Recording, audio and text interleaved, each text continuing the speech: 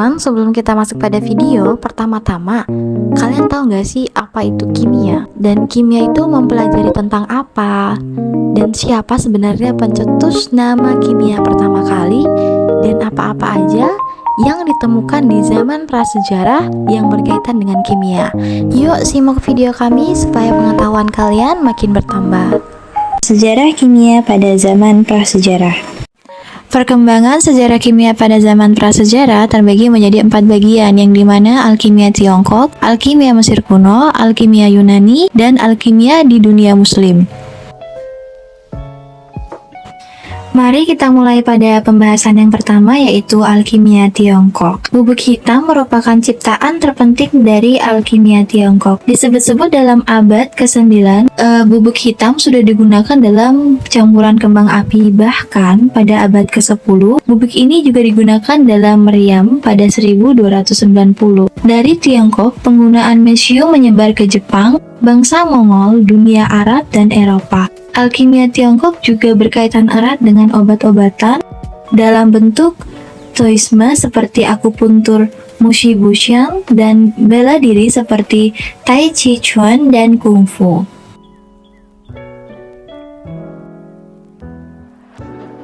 Selanjutnya, mari kita masuk pada zaman alkimia Mesir kuno, yang dimana kota Iskandaria di Mesir adalah pusat pengetahuan alkimia yang tetap diakui meski setelah keruntuhan Mesir kuno.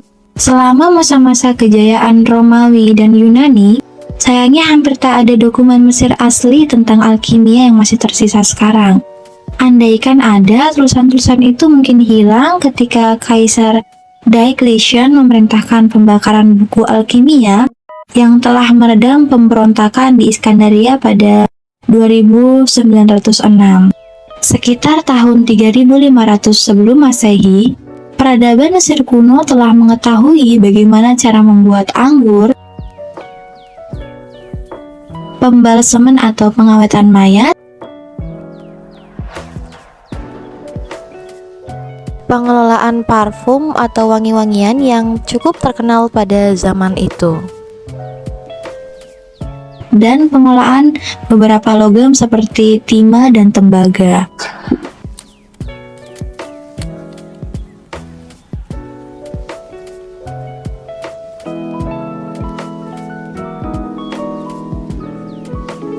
Mari kita masuk pada alkimia di zaman Yunani.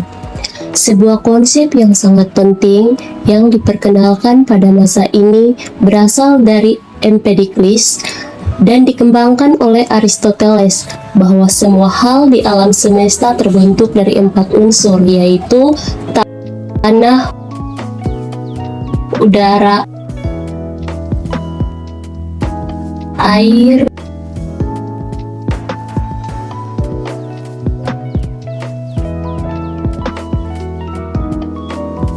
dan api.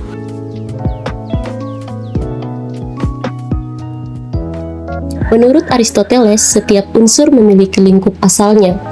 Jadi pada masa itu, banyak orang berlomba-lomba membuat eksperimen mengubah timah menjadi emas dengan mendasari teori dari Aristoteles, padahal sebenarnya itu tidak mungkin.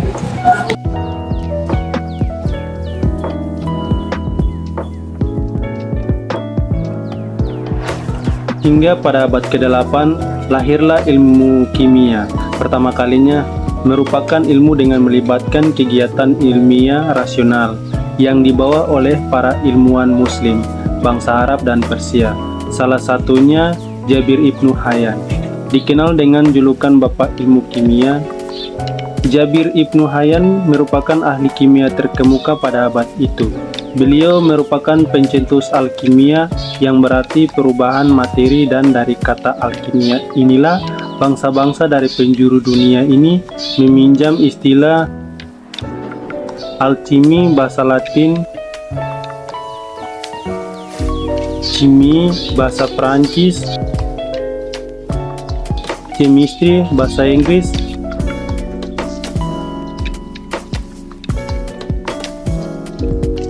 chimie Jerman, chimica bahasa Italia, dan Kimia Bahasa Indonesia.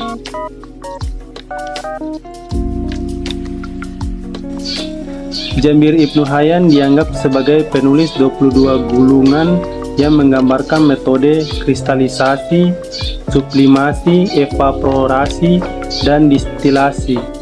Dan beliau menciptakan alat yang disebut alimbik yang digunakan untuk mempelajari dan menyaring zat asam.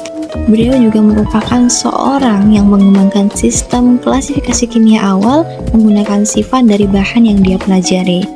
Menurut klasifikasi beliau, ilmu kimia terbagi atas spirit yaitu air, bahan yang mudah menguap ketika dipanaskan,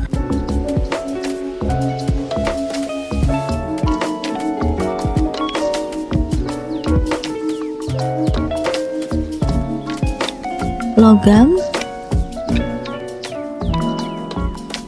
besi, emas, tembaga, dan timah,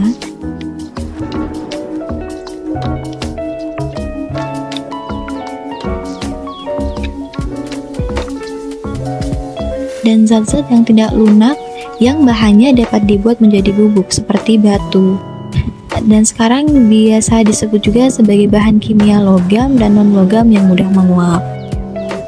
Dan juga ada beberapa karya dari Jabir Ibnu Hayyan yang terkenal adalah kitab Al-Rahma Al-Kabir, kitab Al-Mi'a wa Al-Ita As-Sora, kitab Al-Syaba'an, kitab Al-Mawazin, dan kitab Al-Khamas Mi'ah, dan masih banyak lagi.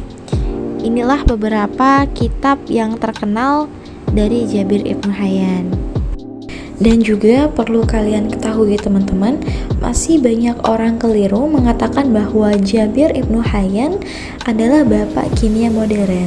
Padahal sebenarnya bapak kimia modern adalah Antonio Lavoisier, sedangkan bapak Jabir Ibnu Hayyan adalah bapak kimia klasik. Mengapa demikian? Akan dibahas pada video selanjutnya.